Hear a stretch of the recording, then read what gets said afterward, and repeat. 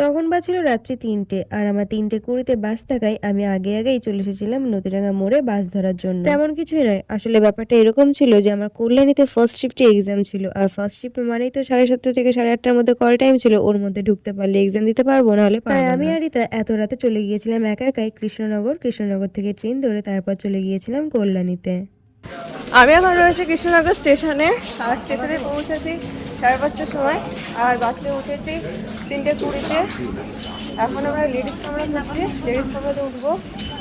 আর এখনই এত ভিড়, একটু আগে তো অনেকটা ভিড় ছিল যখন ভিডিও করতে পারিনি, কিন্তু এখন প্রচণ্ড পরিমাণে ভিড়। চলে এসে এক্সাম সেন্টারে সব কিছু নিয়ে নিয়েছি, আর এই যে আমার সেন্টার এখানে পড়েছে, আর ভিড় দেখো।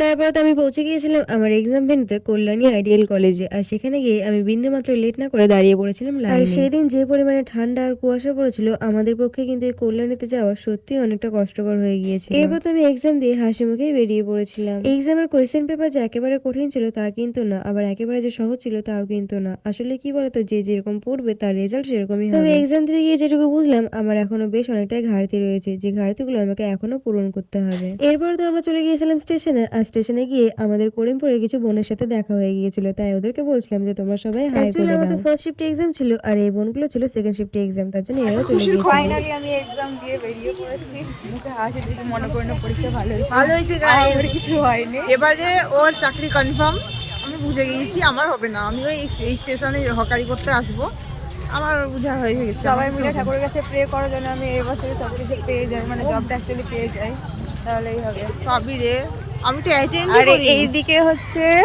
আমি তো এক্সাম দিয়ে বেরিয়েছি, আর এখনো পরপর 2টো এক্সাম আছে, 2টো শিফট রয়েছে, সবাই ওর জন্য রেডি হচ্ছে যাচ্ছে, আর আমরা বেরিয়ে পড়েছি। আমার একদম ফার্স্ট হাফে এক্সাম ছিল, আমি যতবারই এক্সাম দিই আমার ততবারই ফার্স্ট হাফে পড়ে।